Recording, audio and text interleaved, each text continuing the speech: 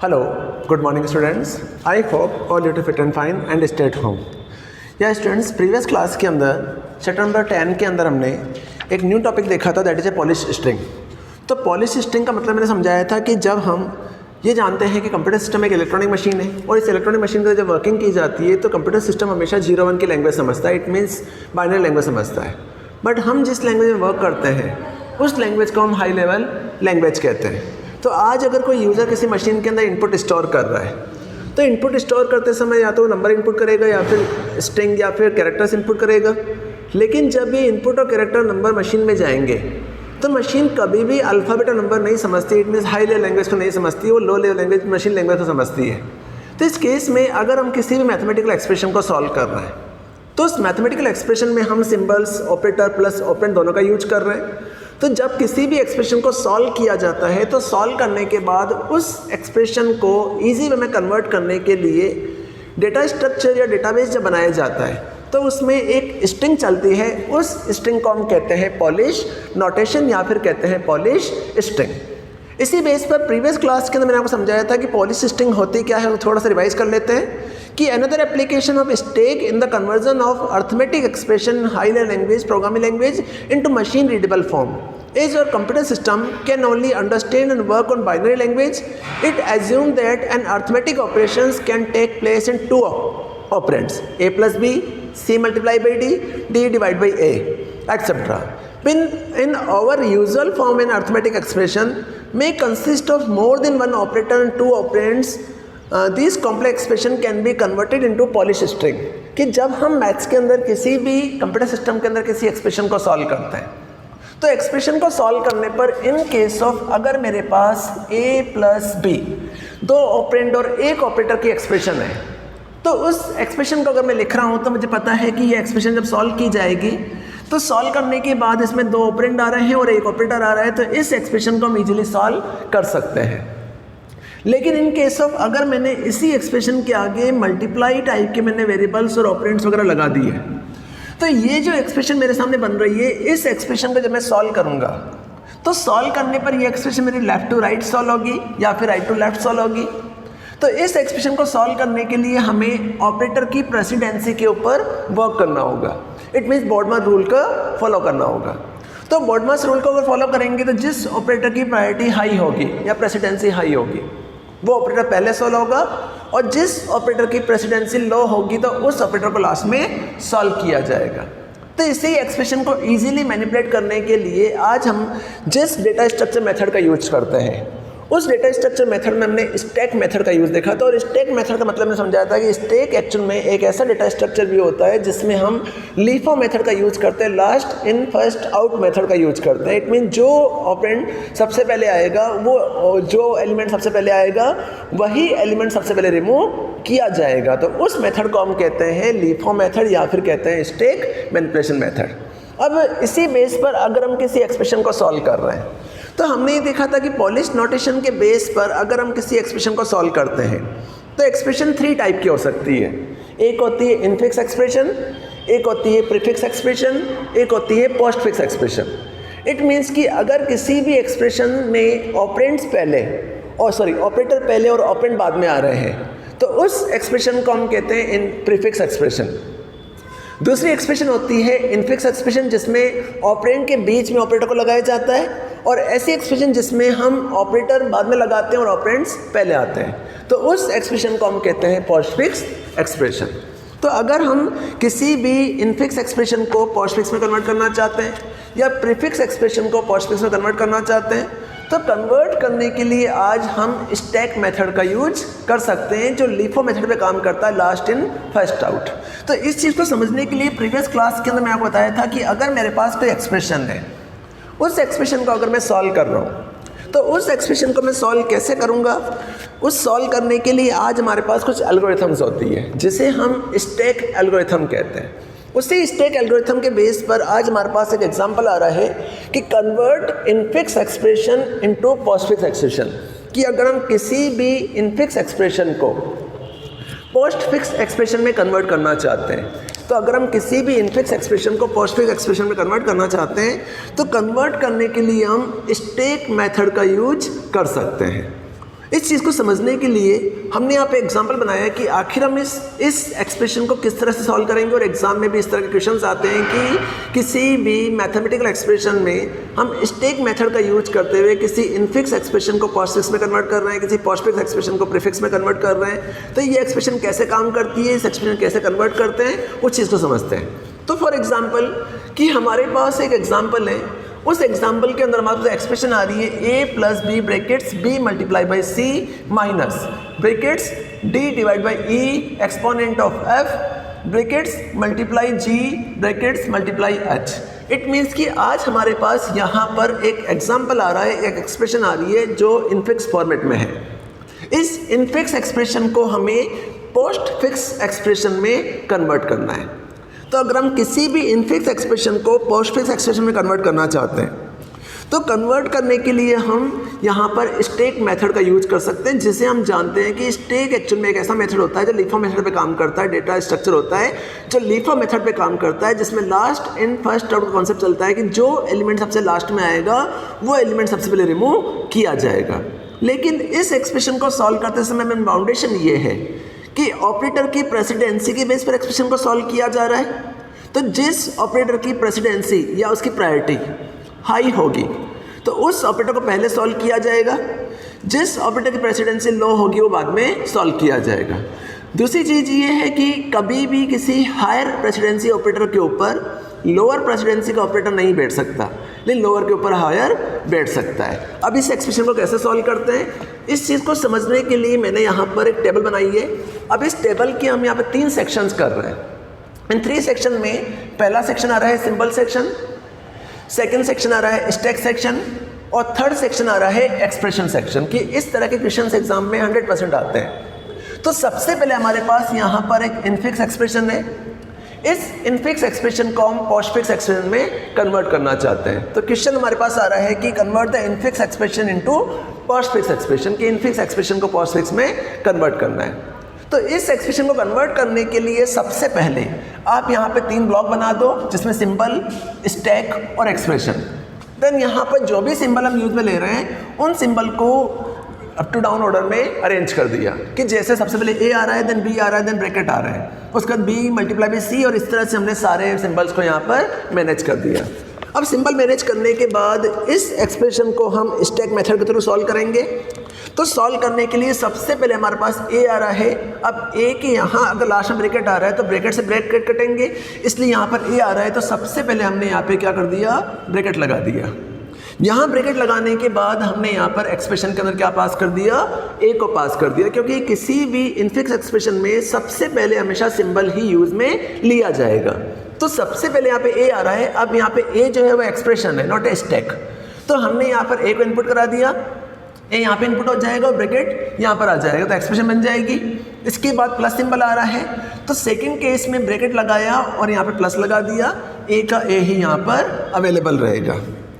Third case के अंदर वापस से ब्रैकेट की ओपनिंग हो रही है, तो थर्ड केस में ब्रैकेट की ओपनिंग होने पर यहाँ ब्रैकेट की ओपनिंग प्लस वापस से ब्रैकेट आ रहा है, ब्रैकेट लगेगा, यहाँ पर क्या रहेगा, ए ही रहेगा।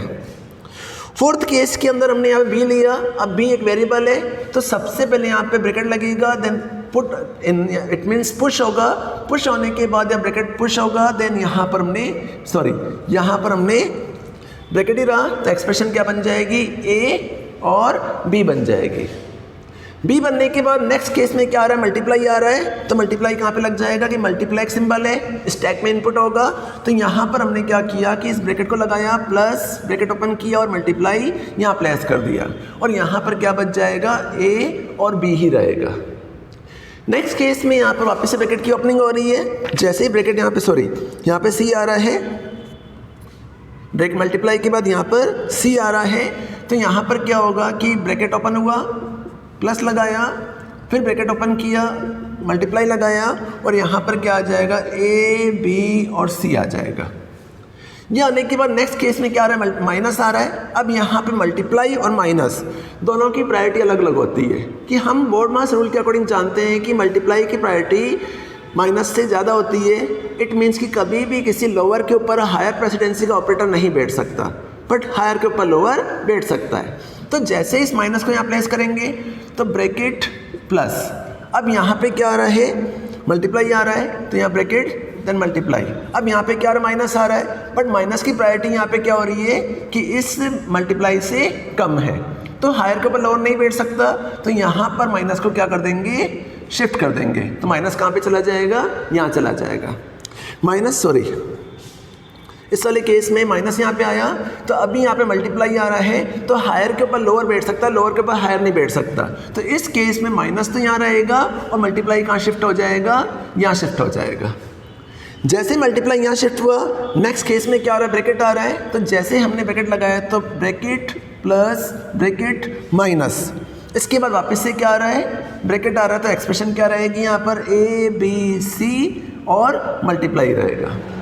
नेक्स्ट केस में डी आ रहा है, अब यहाँ पे डी क्या आ रहा है, एक सिंबल है, डी यहाँ पे क्या है, एक सिंबल है, सॉरी वैल्यू है, तो वापस से यहाँ पे जब डी को प्लेस करेंगे तो bracket plus bracket minus bracket, इसके बाद यहाँ पर ए बी सी मल्टीप्लाई और इसके बाद क्या लग जाएगा, डी लग जाएगा। अब डी लगने के बाद नेक्स्ट क्या आ रहा है, डिवाइड आ रहा है, अब डिवाइड भी इसके अंदर सिंबल आ रहा है, तो यहाँ पर brackets plus bracket minus bracket और डिवाइड सिंबल, इसके बाद यहाँ पे क्या आ जाएगा, a plus B C multiply और d रहेगा। यहाँ तक एक्सप्रेशन सॉल्व होने के बाद नेक्स्ट आ रहा है e सिंबल। अब e सिंबल आ रहा है तो e कहाँ पे लग जाएगा, वो आगे शिफ्ट हो जाएगा, तो नेक्स्ट सिंबल आ रहा है e सिंबल, तो bracket plus bracket minus bracket divide, यहाँ पर आ जाएगा a b c multiply d और यहाँ बच जाएगा a। इसके बाद नेक्स्ट हमारे पास सिंबल आ रहा है ई के बाद नेक्स्ट सिंबल आ रहा है एक्सपोनेंट सिंबल। अब हम ये जानते हैं कि एक्सपोनेंट सिंबल की प्रायोरिटी हाई होती है, एक्सपोनेंट सिंबल की प्रायोरिटी क्या है, हाई है, तो किसी भी लोअर के ऊपर हायर प्रेसिडेंसी का ऑपरेटर बैठ सकता है। तो जैसे ही ब्रैकेट यहाँ पर आएगा तो एक्सप्रेशन बनेगी bracket plus bracket minus bracket, divide आ रहा है। अब डिवाइड के ऊपर अगर हम एक्सपोनेंट को बिठा रहे हैं तो लोअर के ऊपर हायर बैठ सकता है, हायर के ऊपर कभी भी लोअर नहीं बैठ सकता, तो यहाँ पर हमने क्या कर दिया, एक्सपोनेंट लगा दिया। जैसे ही यहाँ पे एक्सपोनेंट लगेगा तो यहाँ पर एक्सप्रेशन क्या रह जाएगी, A B C multiply D E. यहाँ तक एक्सप्रेशन सॉल्व हो गई। यहाँ तक एक्सप्रेशन सॉल्व होने के बाद हमारे पास क्लॉज एफ आ रहा है, नेक्स्ट सिंबल आ रहा है एफ, तो एफ को प्लेस करेंगे तो यहाँ पर जो एक्सप्रेशन है वो एक्सप्रेशन एज इट इज रहेगी, bracket plus bracket minus bracket divide exponent और यहाँ पर हो जाएगा A B C multiply D E और यहाँ पर हो जाएगा एफ। ये एफ होने के बाद नेक्स्ट जो सिंबल हमारे पास आ रहा है that is a closing bracket आ रहा है। अब हम ये जानते हैं कि यहाँ क्लोजिंग ब्रैकेट से क्लोजिंग ब्रैकेट कटेगा तो एक्सप्रेशन लगेगी ब्रैकेट प्लस ब्रैकेट माइनस, यहाँ पर ब्रैकेट डिवाइड एक्सपोनेंट और ब्रैकेट। जैसे ही ब्रैकेट क्लोज हुआ तो क्लोज होने पर सबसे पहले कौन सा ऑपरेटर है, एक्सपोनेंट ऑपरेटर है, देन कौन सा डिवाइड ऑपरेटर है, तो पहले कौन शिफ्ट होगा, एक्सपोनेंट शिफ्ट होगा, उसके बाद क्या शिफ्ट हो जाएगा, डिवाइड शिफ्ट हो जाएगा, तो ये एक्सप्रेशन यहाँ से कट हो जाएगी। तो एक्सप्रेशन कट होगी तो यहाँ पे एक्सप्रेशन बन जाएगी A B C multiply D E F. सबसे पहले क्या शिफ्ट हुआ, एक्सपोनेंट शिफ्ट हुआ, उसके बाद क्या शिफ्ट हुआ, डिवाइड शिफ्ट हुआ, तो यहाँ पर क्या लग जाएगा, एक्सपोनेंट और डिवाइड। इट मीन्स कि ये एक्सप्रेशन यहाँ से कंप्लीट हो चुकी है। इसी एक्सप्रेशन के बाद हमारे पास आ रहा है मल्टीप्लाई सिंबल। नेक्स्ट सिंबल कौन सा आ रहा है, मल्टीप्लाई आ रहा है। अब हम जानते हैं कि यहाँ पे माइनस पड़ा हुआ है, इसके ऊपर अगर मल्टीप्लाई को बैठाते तो वो सेट हो जाएगा क्योंकि लोअर के ऊपर हायर बैठ सकता है। तो जैसे ही मल्टीप्लाई को सेट किया तो bracket plus bracket minus multiply, expression as it is रहेगी A B C multiply D E F exponent और डिवाइड। इसके बाद नेक्स्ट सिंबल हमारे पास आ रहा है जी। अब जी जो आ रहा है वो जी एक एक्सप्रेशन है, तो ये एक्सप्रेशन एज इट इज चलेगी, bracket plus bracket minus multiply, यहाँ पर हो जाएगा A B C multiply D E F exponent divide और यहाँ पर आ जाएगा जी। जी आने के बाद नेक्स्ट हमारे पास आ रहा है क्लोजिंग ब्रैकेट। जी के बाद क्या आ रहा है, क्लोजिंग ब्रैकेट आ रहा है। अब जैसे ही क्लोजिंग ब्रैकेट आएगा तो यहाँ ब्रैकेट लगेगा, यहाँ पर क्या लगेगा, ब्रैकेट लगेगा, तो ये ऑपरेटर सबसे पहले है तो ये पहले शिफ्ट होगा, उसके बाद माइनस शिफ्ट होगा, तो एक्सप्रेशन बन जाएगी C plus bracket minus multiply और क्लोजिंग। जैसे हमने क्लोज किया तो क्लोज करने के बाद जो नेक्स्ट एक्सप्रेशन बन रही है उसमें A B C multiply D E F, यहाँ पर मल्टीप्लाई देन मल्टीप्लाई को डिवाइड, देन यहाँ पे आ रहा है जी। अब जी के बाद पहले क्या आ जाएगा, स्टार आएगा, फिर क्या आएगा, माइनस आएगा, तो ये एक्सप्रेशन यहाँ से सॉल्व हो जाएगी। तो हमारे पास एक्सप्रेशन यहाँ तक ये बन रही है। इस एक्सप्रेशन के बाद हमारा ब्रैकेट सॉल्व होने के बाद क्या बच रहा है, स्टार बच रहा है। तो जैसे ही हम स्टार को यहाँ प्लेस करेंगे तो नेक्स्ट एक्सप्रेशन बन जाएगी ब्रैकेट प्लस यहाँ पर आ जाएगा स्टार, यहाँ पे क्या लगेगा ब्रैकेट प्लस स्टार। स्टार बनने के बाद ये एक्सप्रेशन एज इट इज आएगी, तो A B C multiply D E F into divide G multiply minus, ये एक्सप्रेशन बन गई। इसके बाद हमारे पास नेक्स्ट सिंबल आ रहा है एच सिंबल। एच हम इस एक्सप्रेशन को एज इट इज लिखेंगे, तो ये एक्सप्रेशन एज इट इज रहेगी और लास्ट में क्या आ जाएगा, यहाँ पर एच आ जाएगा। एच आने के बाद लास्ट सिंबल हमारा क्लोजिंग ब्रैकेट आ रहा है, तो जैसे ही हम इस एक्सप्रेशन को यहाँ से क्लोज करेंगे तो क्लोज करने के बाद पहले मल्टीप्लाई देन प्लस ट्रांसफर होगा।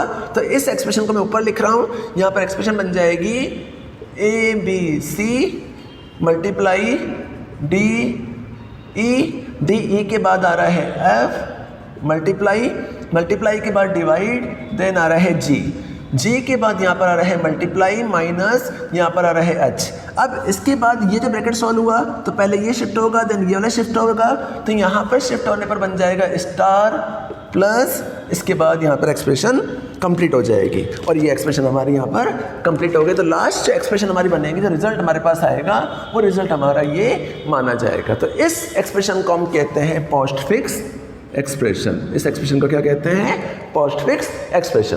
तो किसी भी इनफिक्स एक्सप्रेशन को अगर हम पोस्ट फिक्स में कन्वर्ट कर रहे हैं, तो किसी भी इनफिक्स एक्सप्रेशन को पोस्ट फिक्स में कन्वर्ट करने के लिए हम एल्गोरिथम मेथड का यूज कर सकते हैं, जिसमें स्टैक एल्गोरिथम यूज का मेथड का यूज होता है। अब इस एक्सप्रेशन को हमने कैसे सॉल्व किया है, इस एक्सप्रेशन को मैं वापस एक बार एक्सप्लेन कर रहा हूँ। फर्स्ट ऑफ ऑल केस में जब आपके पास कोई एक्सप्रेशन हो तो उस एक्सप्रेशन को नोट करने के बाद उस एक्सप्रेशन को स्टैक मेथड के थ्रू इनफिक्स एक्सप्रेशन को पोस्ट फिक्स में कन्वर्ट करना है। तो सबसे पहले यहाँ पर सिंबल बना दीजिए। सिंबल लिखने के बाद फर्स्ट केस में हमारे पास आ रहा है ए। अब स्टैक के अंदर हमेशा सिंबल से ब्रैकेट्स वगैरह लगाए जाएंगे, तो यहाँ पर हमने ए को प्लेस नहीं किया, ब्रैकेट ओपन कर दिया और ए को यहाँ प्लेस कर दिया। ए प्लेस करने के बाद नेक्स्ट वाले केस में प्लस आ रहा है, तो प्लस एक सिंबल है, इट मीन्स वेरिएबल है, जिससे हम एक सिंबल है जिस सिंबल को हम स्टैक में ऐड करेंगे और इसे ही हम पुश या पॉप करेंगे। तो प्लस को यहाँ प्रेस किया, ए एज इट इज रहेगा। नेक्स्ट केस के अंदर ब्रैकेट को ओपन किया तो bracket open plus bracket open हो जाएगा, यहाँ पर ए ही रहेगा, तो इट मीन्स ये और ये एक्सप्रेशन 3 लाइनें हो गई। नेक्स्ट लाइन में हमारे पास बी आ रहा है, अब बी एक वेरिएबल है, इट मीन्स वैल्यू है, तो हम यहाँ पर bracket open plus bracket open रहेगा, यहाँ पर ए और इसके बाद बी आ जाएगा। नेक्स्ट वाले केस से मल्टीप्लाई आ रहा है, तो मल्टीप्लाई यहाँ पुश हो जाएगा, तो bracket open plus bracket open star, यहाँ पर क्या रहेगा, ए और बी रहेगा। इसके बाद नेक्स्ट केस में यहाँ पर सी आ रहा है, अब यहाँ पर सी एक एक्सप्रेशन है, तो bracket open plus bracket open multiply और यहाँ पर ए बी सी हो जाएगा। नेक्स्ट वाले केस में माइनस आ रहा है, तो bracket open plus bracket open यहाँ पर माइनस। अब यहाँ पे क्या हो रहा है कि यहाँ ऑलरेडी स्टार पड़ा हुआ है, यहाँ पर माइनस आ रहा है, तो हमेशा ही ध्यान रखना कि जब किसी भी हायर प्रेसिडेंसी ऑपरेटर के ऊपर लोअर प्रेसिडेंसी का ऑपरेटर सेट नहीं हो सकता। जब किसी भी हायर प्रेसिडेंसी के ऊपर लोअर प्रेसिडेंसी का ऑपरेटर बैठेगा तो वो उसको पॉप कर देगा, और अगर किसी लोअर प्रेसिडेंसी के ऊपर हायर प्रेसिडेंसी बिठाना हो तो सेट हो जाएगा।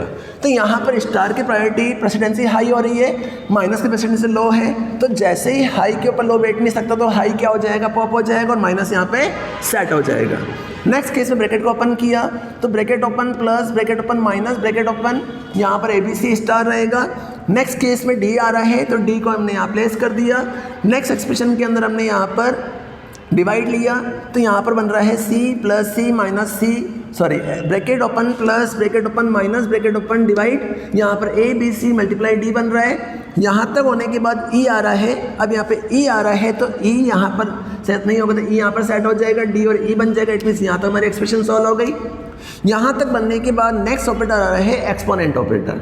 अब यहाँ पर ऑलरेडी डिवाइड पड़ा हुआ है, बट डिवाइड के ऊपर एक्सपोनेंट ऑपरेटर बैठ सकता है क्योंकि लोअर के ऊपर हायर सेट हो सकता है। तो जैसे ही लोअर के ऊपर हायर सेट होगा तो एक्सप्रेशन क्या बन जाएगी, ये वाली एक्सप्रेशन बन जाएगी। एक्सप्रेशन बनने के बाद नेक्स्ट केस में क्या आ रहा है, F आ रहा है, तो हमने F को आगे शिफ्ट कर दिया, तो DEF हो जाएगा। यहाँ तक एक्सप्रेशन सॉल्व हो जाएगी। यहाँ तक सॉल्व होने के बाद ब्रैकेट को क्लोज किया, जैसे ही ब्रैकेट क्लोज किया यहाँ गए, जैसे ही यहाँ से ब्रैकेट क्लोज होगा तो ब्रैकेट क्लोज होने के बाद सबसे पहले ये शिफ्ट होगा, देन ये शिफ्ट होगा, तो ये ऑपरेटर यहाँ पे शिफ्ट हो जाएगा। इस तरह से आप इस एक्सप्रेशन को सॉल्व करते जाएंगे, तो फाइनल में जो एक्सप्रेशन मिलेगी, इस एक्सप्रेशन को हम कहते हैं पोस्ट फिक्स एक्सप्रेशन। इसी के साथ ये टॉपिक मेरे यहाँ पे कंप्लीट हो रहा है कि इस तरह से हम किसी भी इनफिक्स एक्सप्रेशन को पोस्ट फिक्स एक्सप्रेशन में कन्वर्ट कर सकते हैं।